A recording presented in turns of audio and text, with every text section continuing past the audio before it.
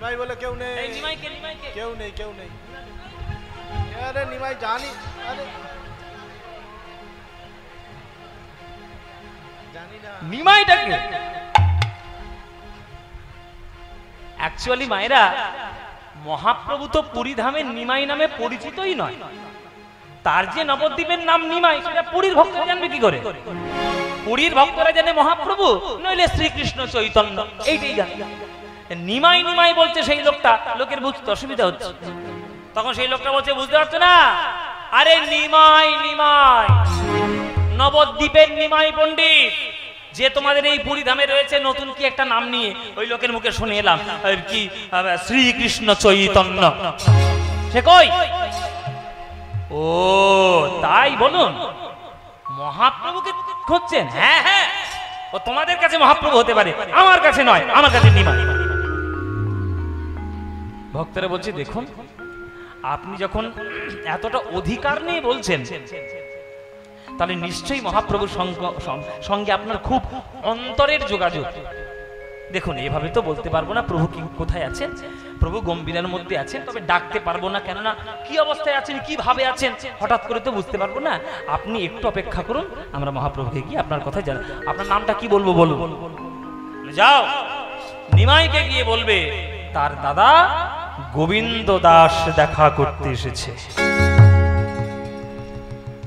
আপনারা ভালো করে জেনে রাখুন, গোবিন্দ নামক ব্যক্তি বৈষ্ণব পদকর্তায়, বৈষ্ণব পদাবলিতে গৌড়ীয় বৈষ্ণব জগতে 3 জন আছে। এগুলো জেনে রাখতে হয়, এগুলো সব রিসার্চ না করলে বেরোয় না। 3 জন, একটা মহাপ্রভুর এই দাদা গোবিন্দ দাস, আর একটা মহাপ্রভুর সঙ্গে চাইতে চেয়েছিলেন গোবিন্দ ঘোষ, অগ্রদ্বীপের গোপীনাথ যার জন্য তৈরি গোবিন্দ ঘোষ। আর একটা গোবিন্দ দাস হচ্ছে তিনি পদকর্তা রামচন্দ্র কবিরাজের ভাই গোবিন্দ দাস কবিরাজ। হ্যাঁ, ইনি কিন্তু মহাপ্রভুকে দেখতে পান, ইনি মহাপ্রভুর পরবর্তী অধ্যায়ের পদকর্তা। এই যে গোবিন্দ দাস, এই গোবিন্দ দাস হচ্ছে নিজেকে দাদা বলে পরিচয় দিচ্ছেন। কেন?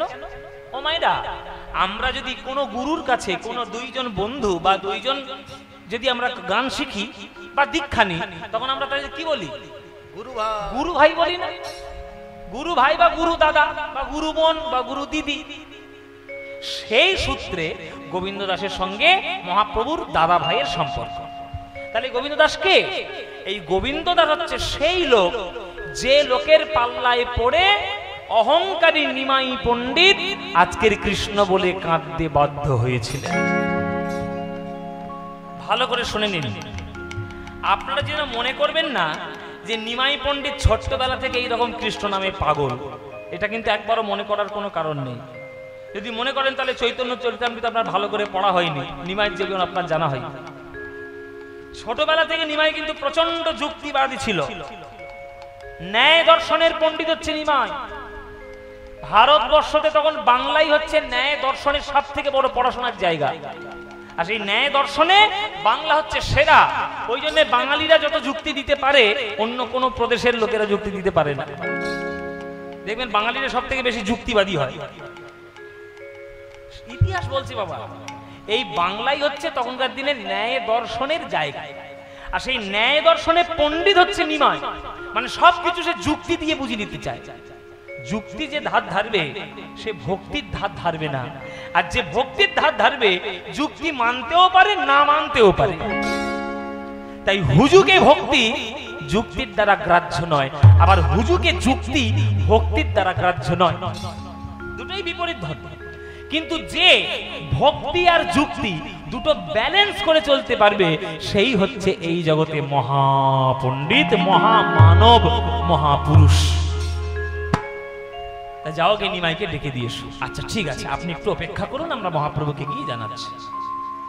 ভক্তরা চলেছেন গম্ভীরায়, মহাপ্রভু তখন বিশ্রামী আছে। প্রভু, প্রভু কে? বলো কি সমাচার? প্রভু আপনাকে দেখতে এসছে একজন, আপনার দাদা বলে পরিচয় দিচ্ছে, ডেকে নিয়ে আসবো। আমার দাদা মানে নিতাই দাদা? না না না, এই নিতাই দাদাকে তো আমরা চিনি। নিতাই দাদা নয়, ওই যে আপনার দীক্ষা ওই কি এটা গুরু ভাইটাই বললো আর কি, ওই যে নামটা তার হচ্ছে গোবিন্দ দাস। হ্যাঁ কি বলছো? গোবিন্দ দাস? গোবিন্দ দাস তাকে করতে এসছে? আরে সরো সরো সরো সরো, আরে সরো সরো সরো। গোবিন্দ গোবিন্দ বলে প্রভু আমার ছুটিয়া চলিল, ছুটিয়া চলিল, দুয়ারের মাঝে আসিতানে আলিঙ্গন কইল, আলিঙ্গন কইল, দাদা জড়িয়ে ধরল।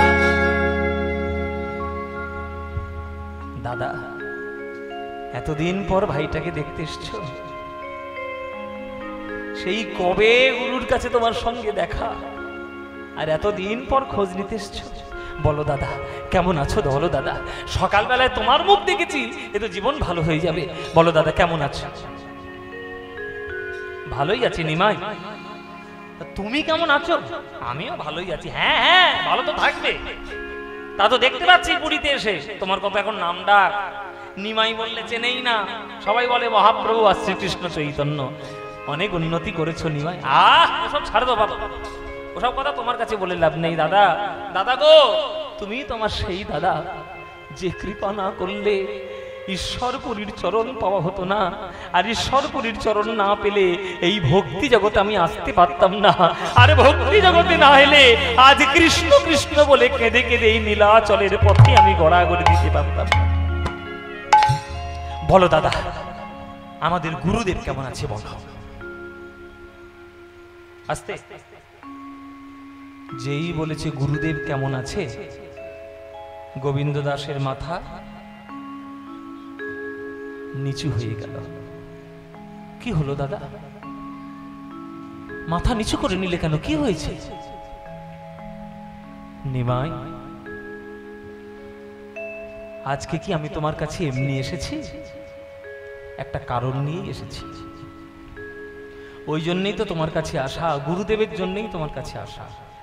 কেন শোনো নিমাই, যে গুরুদেবের চরণ প্রান্তে বসে আমরা দুই ভাই দীক্ষা নিয়েছি, কৃষ্ণ প্রেমে পেয়ে জগতে কৃষ্ণ চৈতন্য পেয়েছি, সেই ঈশ্বরপুরী আর আমাদের মধ্যে নয়, চলে গেছেন গুরুদেব। গুরু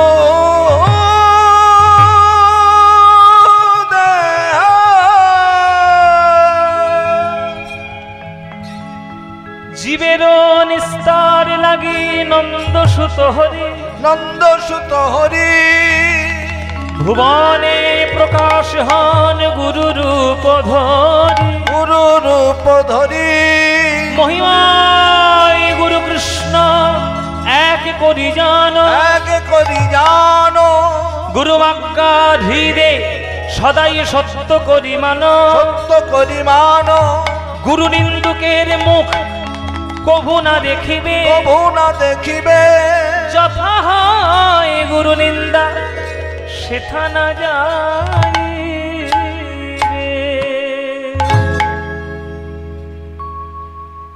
আমাদের গুরুদেব নেই আর দাদা,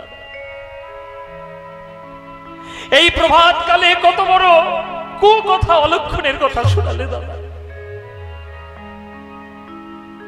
নিমাই দুঃখ করো না, গুরুদেব সশরীরে না থাকলেও সূক্ষ্ম দেহে আমাদের মধ্যে বর্তমান আছে। আজকে আমি তোমার কাছে এসেছি ওই গুরুদেবের আজ্ঞা নিয়ে। গুরুদেবের একটা আজ্ঞা পালন করার জন্য তোমার সাহায্য আমার প্রয়োজন। বলো তুমি কি আমায় সাহায্য করবে? নিশ্চয়ই করবো দাদা। বলো কি আজ্ঞা? আপনারাও ভালো করে শুনে নিন। চৈতন্য চরিতামৃতে সব ঘটনা স্বর্ণাক্ষরে লেখা আছে। মহাপ্রভু কত বড় গুরু ভক্ত সেটা তো আমাদের জানা নাই, এই ঘটনায় আপনারা জানতে পারবেন।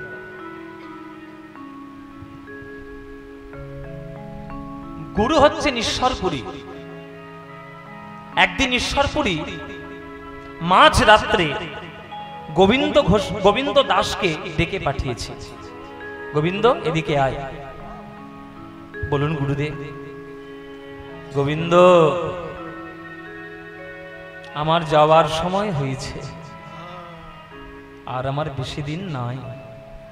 এবার আমার ফিরতে হবে পরলোকের জগতে।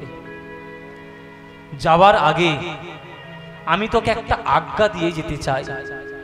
আমার শিষ্য হয়ে কি তুই সেটা পালন করতে পারবি? বলুন গুরুদেব, কি আজ্ঞা? যা বলবেন তাই করব। শোন বাবা, আস্তে আস্তে, কথা নয় মায়েরা, কথা নয়। গোবিন্দ,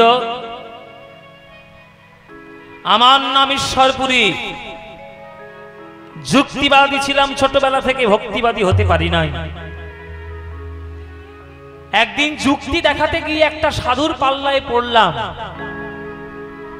আর সেই সাধুর বাক্যে হরি কথা শুনে আমার ধীরে ধীরে ভক্তিবোধ জাগ্রত হলো। সেই সাধু বাবার মুখে আমি প্রথম শুনেছিলাম যে ভগবান নাকি মানুষের মতো কথা বলে, হাসে, কাঁদে, গায়, নাচে। যেদিন থেকে এই কথাটা শুনেছিলাম, সেই দিন থেকে মনে মনে ভেবেছিলাম, যদি ভগবানকে পেতে হয়, ওই কথা বলা ভগবান আমার চাই, আমি ওই পাথরের ভগবানকে ডাকবো না। আমি ঈশ্বরপুরী পাথরের ভগবান বাদ দিয়ে কথা বলা ভগবানের উদ্দেশ্যে বেরিয়ে পড়লাম ঘর ছেড়ে। সারা ভারতবর্ষ ভ্রমণ করলাম, পেলাম না।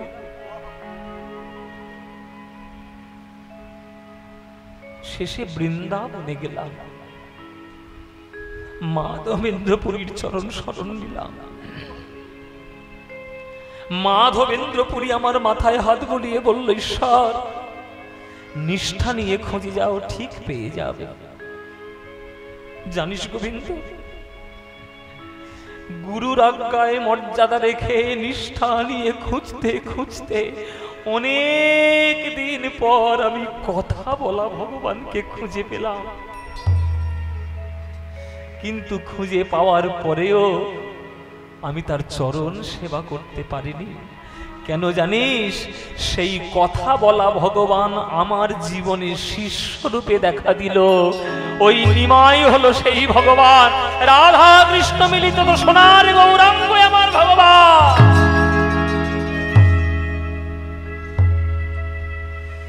সে আমার চরণে দীক্ষা নিয়ে নিল,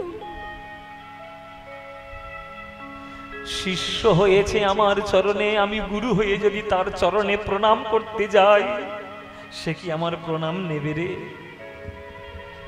তার কি চরণ সেবা আমি করতে পারবো রে? তাই চরণ সেবা আমি করতে পারি না। সেই মনস্কামনা আমার তোর দ্বারা পূর্ণ করতে হবে গোবিন্দ। আমার যাওয়ার সময় হয়েছে, আমি আমার দেহ ত্যাগ করব। ত্যাগ করার পর সূক্ষ্ম দেহটায় আমি তোর দেহের মধ্যে বসবাস করব। আমার হয়ে তুই যাবি পুরী ধামে গিয়ে আমার নিমায়ের চরণ সেবা করে আসবি। তোর হাত দিয়ে আমি গৌরাঙ্গের চরণ সেবা করে দেব। বল, এইটা তুই আমার শিষ্য হয়ে তুই আমারই আজ্ঞা রাখবি কিনা? নিমাই, গুরুদেবের আজ্ঞা পালনের জন্য আমার তোমার চরণটা সেবা করতে হবে। নিমাই, তোমার চরণ সেবা তুমি আমায় করতে দেবে? নিমাই, না। এ কি বলছো দাদা তুমি? যে হাত দিয়ে তুমি আমার গুরুদেবের চরণ এতদিন সেবা করেছো, সেই হাত দিয়ে আমার চরণ আমি পারবো না। প্রথমেই বলেছি নিমাই, এটা আমার ইচ্ছে নয়, গুরুদেবের ইচ্ছা। গুরুর আজ্ঞা পালন করবে না?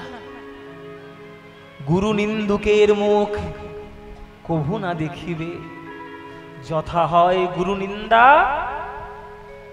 সেথা না যাইবে। তুমি গুরু সেবা করবে না নিমাই? প্রভু পড়ে গেছেন ধন্দে।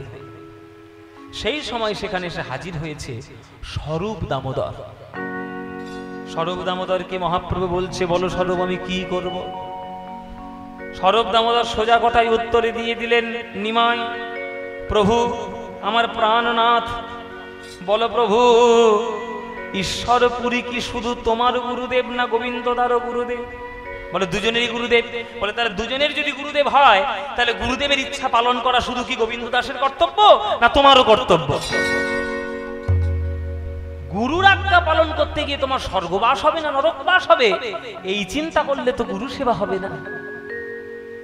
তোমার চরণে হাত দিলেও তোমাকে হাত দেওয়ানো উচিত, পদসেবা করার অনুমতি দেওয়া উচিত।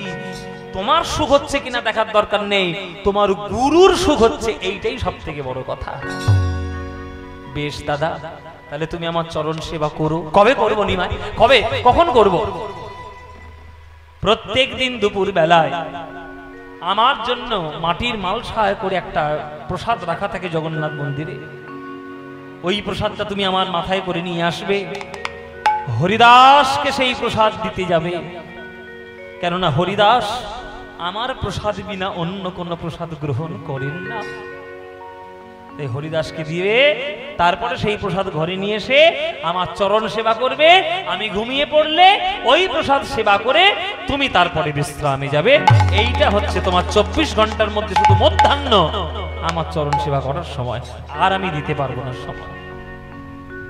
বলে বেশ তাই হবে। আজ গোবিন্দ দাস চলেছেন পুরীর মন্দিরে, মাথায় করে নিয়ে আসছেন সেই মাটির মালসা, জগন্নাথের মহাপ্রসাদ ঝালি। ঝালি বলে না, এক একটা মাটির ওই যে মালসা ঝালি, একটা মাটির মালসা, একটা মাটির পাত্রের জগন্নাথের প্রসাদ। আপনারা হয়তো আমার সঙ্গে একই মত পোষণ করবেন, এগ্রি করবেন। বাবারা যারা পুরীতে গিয়েছেন তারা জানবেন যে একটা মাটির মালসা যদি প্রসাদ আপনি জোগাড় করতে মোটামুটি পারেন, মোটামুটি 4-5 জন খেয়েও সেই প্রসাদ শেষ হবে না, ঠিক কিনা? মানে প্রথম কথা হচ্ছে এত সংখ্যক তরকারি তার মধ্যে থাকে, আর তার সঙ্গে প্রসাদ, পায়েস, মিষ্টি, এটা ওটা, সাংঘাতিক ব্যাপার। আর যদি 56 ব্যঞ্জন পেয়ে যান, একজন কেন 10 জন খেয়ে কুলাবে না। কিন্তু প্রতাপরুদ্রের আজ্ঞায় মহাপ্রভুর জন্য একটা এরকম মাটির পাত্র রাখা থাকতো, যেটা প্রভুর জন্য যাবে। সেইটাই আজকের মাথায় করে নিয়ে আসতো গোবিন্দ দাস। আজকেও চলেছে গোবিন্দ দাস আনার জন্য। গৌরাঙ্গ আমার ধর্ম করম, গৌরাঙ্গ আমার জাতি হে, গৌরাঙ্গ আমার ধর্ম করম, গৌরাঙ্গ আমার জাতি হে, গৌরাঙ্গ আমার কুলশীল মান, গৌরাঙ্গ কুলশীল মান, গৌরাঙ্গ আমার গতি হে, গৌরাঙ্গ আমার গতি। এই না প্রভু, প্রসাদ সেবা করে না। প্রভুকে প্রসাদ পাওয়ালেন, সেই প্রসাদ নিয়ে চলেছে এবার হরিদাসের কাছে। মায়েরা পুরীধাম যখন যাবেন, সুযোগ করে সময় করে একদিন অন্তত বা একবেলা অন্তত হরিদাস ঠাকুরের সমাধির কাছে গিয়ে একবেলা কাটিয়ে আসবে। হরিদাসের সমাধি কেউ গেছেন? হরিদাসের সমাধি দর্শন করেছেন বাবা? স্বর্গদ্বার শ্মশানের পাশে আছে না? আমরা বাঙালিরা বর্তমানে এত কিছু মনে করবেন না, বলেছি আমি সত্যি কথাই বলবো, যার গায়ে ঝাল লাগবে লাগবে। আমরা বাঙালিরা বর্তমানে এতটাই মানে আপডেট করার জন্য নিজেদেরকে আমরা এতটাই নিচু হয়ে যাচ্ছি যে কোন তীর্থধামে গিয়ে সেখানে কি মর্যাদা দিয়ে থাকতে হয় সেইটাই আমরা ভুলে গেছি। এখনকার দিনে বাঙালিদের কাছে পুরী হয়েছে একটা আমোদ প্রমোদের জায়গা, হলিডে ডেস্টিনেশন। কিন্তু পুরীধাম তো আমোদ প্রমোদের জায়গা নয়। ভারতবর্ষের 4টে কোণে 4টে ধাম, উত্তর দিকে বদ্রীনাথ, দক্ষিণ দিকে রামেশ্বরম, পশ্চিম দিকে দ্বারকা, আর পূর্ব দিকে পুরীধাম। পুরীধামটা আপনার অখাদ্য কুখাদ্য খেয়ে ওই নালার মধ্যে মুখ ঢুকিয়ে পড়ে থাকার জন্য নয়, কত কিছু দেখার রয়েছে পুরীধামে। তাই একবেলা অন্তত বাবা হরিদাসের সমাধিতে একবার ঘুরে আসবেন। আমি তো গেছিলাম ছোটবেলায়, তা আমি সেই অপরূপ দৃশ্যটা আমি এখনো ভুলতে পারিনি। ওই গাছের তলায়, ওই মন্দির, ওই সমাধি ক্ষেত্রে বসে বাবাজিরা যেভাবে ভাব নিয়ে হরে কৃষ্ণ নাম সারা দিন রাত জপে যাচ্ছে, অহরহ 24 ঘন্টা প্রত্যেক দিন বছরের পর বছর চলে আসছে সেই গান। এই শ্রদ্ধা আপনি কোথায় পাবেন বাবা? হরিদাস ঠাকুরকে যখন নিয়ে গেছিল মহাপ্রভু মায়ের, এটা তোমরা জেনে রাখো, হরিদাস ঠাকুর যখন নবদ্বীপ ছেড়ে মহাপ্রভুর সঙ্গে পুরী দেখলেন, পুরীর মন্দিরে তিনি ঢুকলেন না, তিনি প্রবেশ করলেন না, যে আমি পুরীর মন্দিরে প্রবেশ করব না। প্রভু বলছে কেন? হরিদাস বলছে আমি ম্লেচ্ছ, আমি যবনকুলে জন্ম নিয়েছি, আমি কেন ঢুকবো? তখন প্রভু বলছেন যে যে প্রত্যেক দিন 3 লক্ষ করে হরিনাম জপ করে সে আবার ম্লেচ্ছ থাকে নাকি? তার অঙ্গ স্পর্শে জগৎ উদ্ধার হয়ে যাবে। আর তুমি নিজেকে কি বলছো এরকম? চলো আমার সঙ্গে পুরী, মন্দিরের ভেতরে যাই। কিন্তু কিছুতেই হরিদাস মন্দিরের ভেতরে গেলেন না। কেন? হরিদাস ঠাকুর বলেছিলেন প্রভু মন্দিরে গেলে দেখবো আমি অচল জগন্নাথ, আর তুমি আমার সামনে রয়েছো আমার সচল জগন্নাথ। তোমার চরণ ছেড়ে আমি অচল জগন্নাথ কেন দেখতে যাব তুমি বলতে পারো? শুধু একটা করুণা আমায় করো, এমন একটা জায়গা আমার নির্বাচন করে দাও যে জায়গা থেকে আমি ওই পুরীর মাথার সুদর্শন চক্রটা আমি যাতে দেখতে পারি, আর ওইটা দেখে আমি যাতে নাম জপ করতে পারি, এইটা আমার দেখিয়ে দাও, ব্যাস, আর কিচ্ছু চাই না।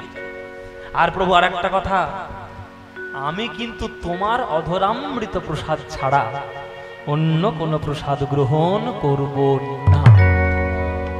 তাতে যদি আমার সারাদিন অভুক্ত থাকতে হয় তাও থাকবো, কিন্তু তোমার প্রসাদ ছাড়া অন্য কোনো প্রসাদ নেব না। তাই গোবিন্দ দাস চলেছে সেই প্রসাদ দিতে। গৌরাঙ্গ আমার ধর্ম করম, গৌরাঙ্গ আমার জাতি হে নিতাই গৌর হরি বল হরি বল। আমার ধর্ম করম, গৌরাঙ্গ আমার জাতি হে।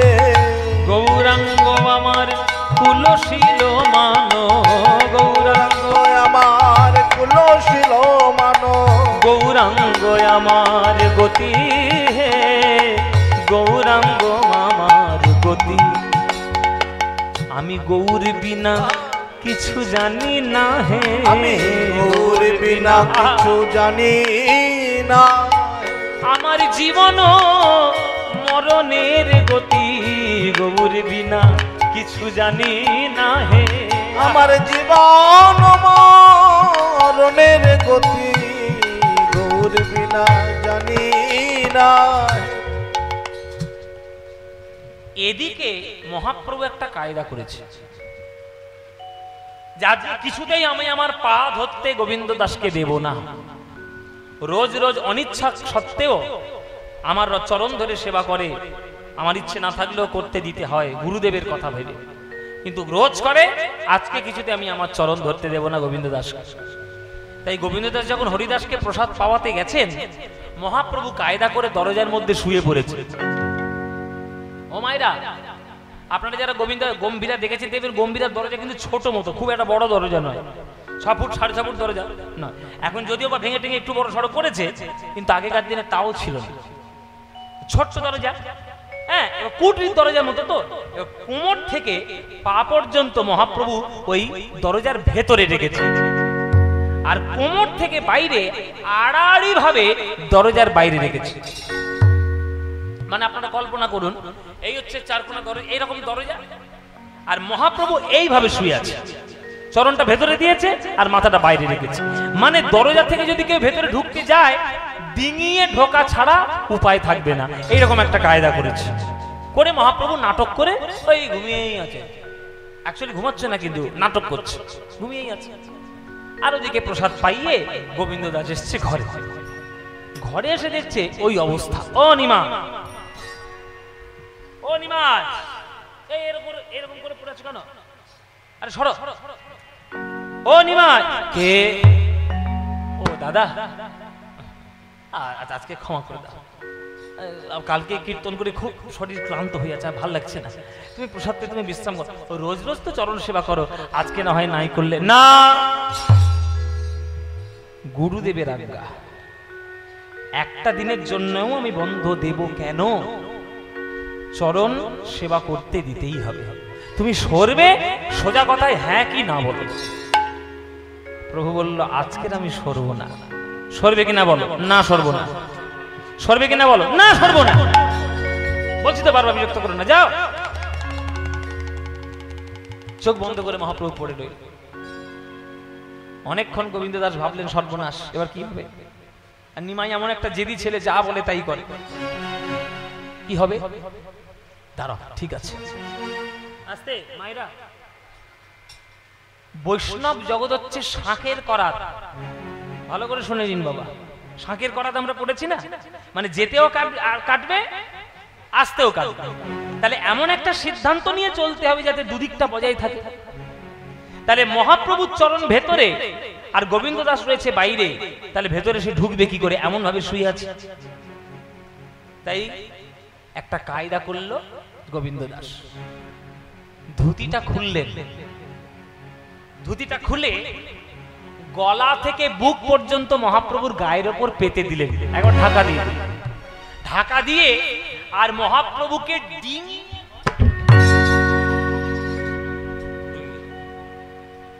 আর মহাপ্রভু এই সব ব্যাপার কিন্তু সব মিটমিট চোখে সব দেখেছে, একটাও লুকানো যায় না, সব দেখেছে চুপচাপ। এইবার ভেতরে যখন ঢুকে গেছে তখন তো চরণটা কাছেই পেয়ে গেছে, আর কে বাধা দেবে? কে?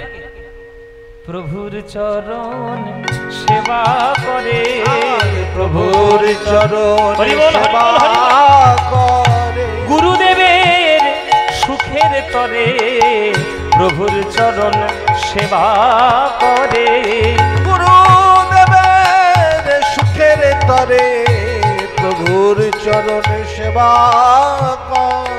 চরণ সেবা করতে করতে করতে করতে এমন সেবা করলো, প্রভুর আমার নয়ন জুড়ে ঘুম জড়িয়ে এবারে ঘুমিয়েই পড়লেন মহাপ্রভু। ঘন্টা তিনেক মতো ঘুমিয়ে নিয়েছে, ক্লান্ত শরীরে 1 ঘন্টা 3 ঘুমিয়েছে।